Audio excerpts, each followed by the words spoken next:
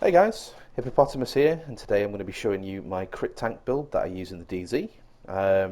You may or may not have seen this before. It is something that a lot of people use, and this is just my take on it.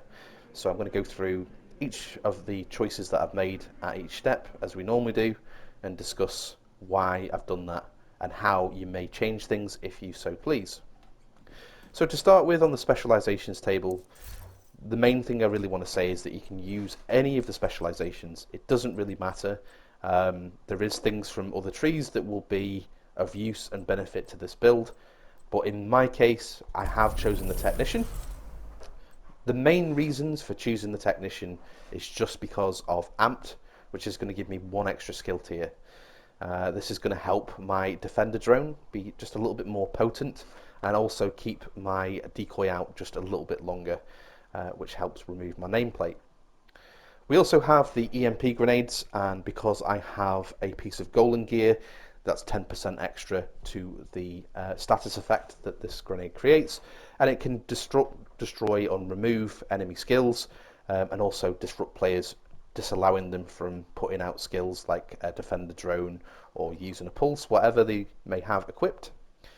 So there's quite a few things in this that we don't use, so a quick mention of those would be the dismantling, emergency patch, artifier, overclock CPU, Faraday field and techromancy are all useless in this tree, but we do use vital protection, the 50% pulse resistance. This comes with every specialization once you unlock it. The main other things really are just the synergizing weapons. So we have LMG damage and assault rifle damage that both match, so we have 15% extra to both. Right, so let's take a look at the build and what it does, and we will go through each piece as we get there. So, for my first weapon, I am using a military AKM. This comes rolled with assault rifle damage, health damage, and then the bottom rail of damage to targets out of cover. For the talent, I have the talent measured, and the main reason for this is just to the fire rate increase on a sort of heavy hitting weapon. You can change this to whatever you so please. I've just found that this hits really hard, and with me using Obliterate on my chest piece, having the higher fire rate on a hard hitting weapon makes it more viable to gain stacks, so I can get to the end of that bonus there. But the main thing really is that you can change this out for whatever you want. If you want to use something else, Lexington, whatever you like, then please feel free to swap this weapon out as for anything that you prefer. As far as the optics and the mods, things like that, I've just gone with crit chance. The underbarrel I've gone with crit damage because I don't like having the linked laser sight or the laser sight, because it gives away your position, and it shows enemies where you are with a big red light. So I just prefer not to have that on. And you will see from the stat sheet that the crit chance, crit damage numbers are quite balanced anyway. So onto my main weapon, I'm using the Iron Lung. It's really annoying as this sets enemies on fire. Let's go through what it's got. It's got some ranks of expertise, so obviously the more you can put in, the better, and that applies for both weapons. But we have the attributes of LMG damage, damage to targets out of cover, and then we have damage to armor. So those are the main three that we want. And damage to armor is the next best one next to detox, so very useful, and that's set up in the right way. We have the talent Ardent, so effectively how this is going to translate is that shooting your gun is going to build up stacks of heat, and it takes 50% of the magazine to build up full stacks.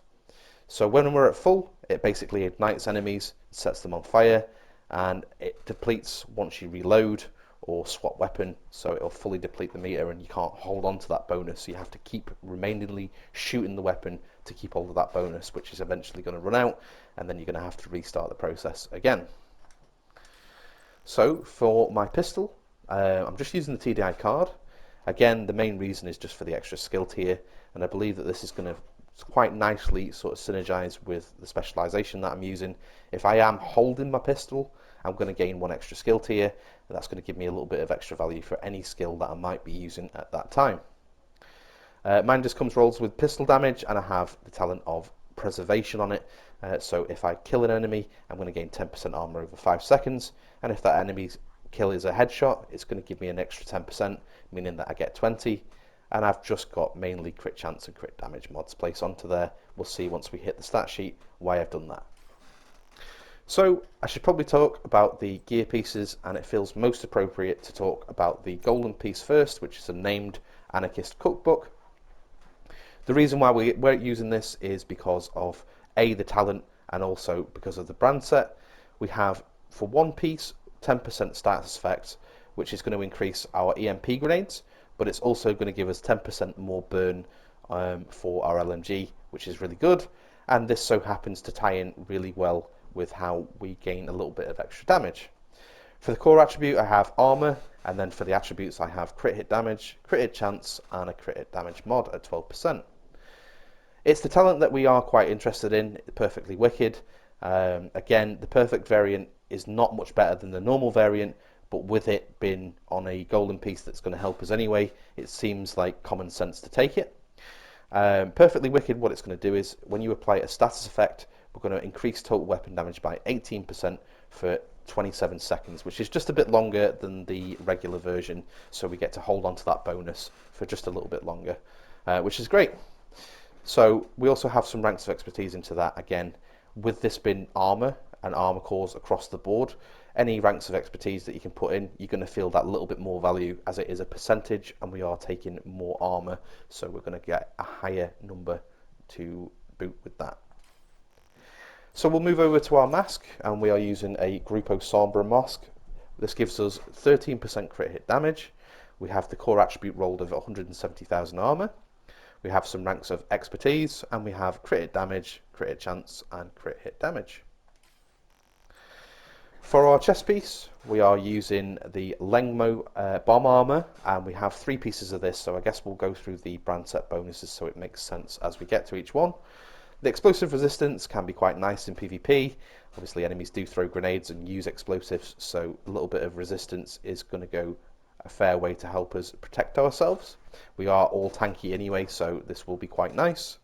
The 20% skill health is okay. It's not really massive, but if enemies are going to shoot at your drone or your decoy, it's going to take that 20% more to get rid of them. So it's definitely not a waste, but it's not something that we're going to be getting massive extended mileage out of. The main reason that we're taking the 3-piece is just that 30% LMG damage. That's a very, very high number, and it's going to really help grab back at some damage as we've taken all armor cores. We have the core attribute of armor, so 170,000, and then we have expertise at 15, and we have attributes of crit hit chance, crit hit damage, and a crit hit chance mod. We also have the talent Obliterate here, because this is a crit tank. This is another way of passively grabbing at damage as we've taken all armor. So what's going to happen here is crit hits are going to increase the total weapon damage by 1% for 10 seconds, stacks up to 20 times, so effectively up to 20% extra weapon damage, which is very nice considering that we're all crit underneath, and it's going to give us like a little bit of extra damage. So that's why we've done that. For our second piece of Lengmo, we just have the holster here, and it comes with 170,000 armor, 15 ranks of expertise again, and crit hit chance, crit hit damage, as we would expect.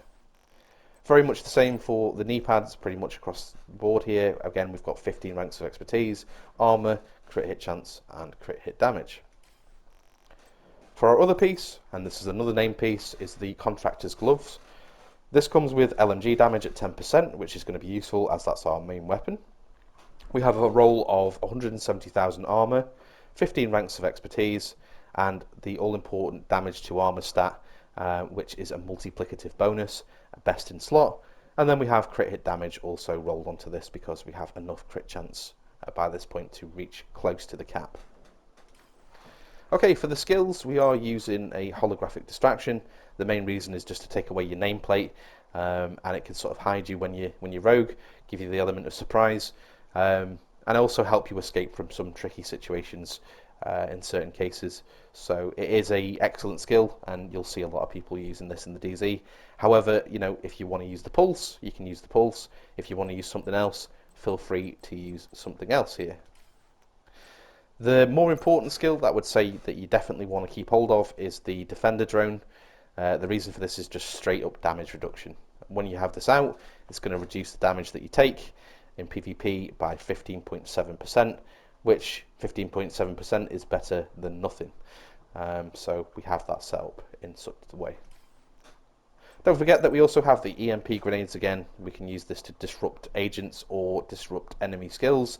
In certain cases, just completely destroy them. Okay, so let's go have a look at the range and make sure that we have it set up correctly, which we do. We'll just pop in and turn off skill haste, and then we'll make sure that the modifiers are off so we don't see any inaccurate reflections in our stats, which they're off. Excellent. So let's just go and take a quick look at the stat sheet and go through what we have. So we have measured on our AKM, ardent on our iron lung, and preservation on our TDI card. Weapon damage is moderate. Considering the amount of armor cores that we have, we are still hitting reasonably hard, but only through passive bonuses that we activate, which we can show in just a moment. Okay, so we'll just quickly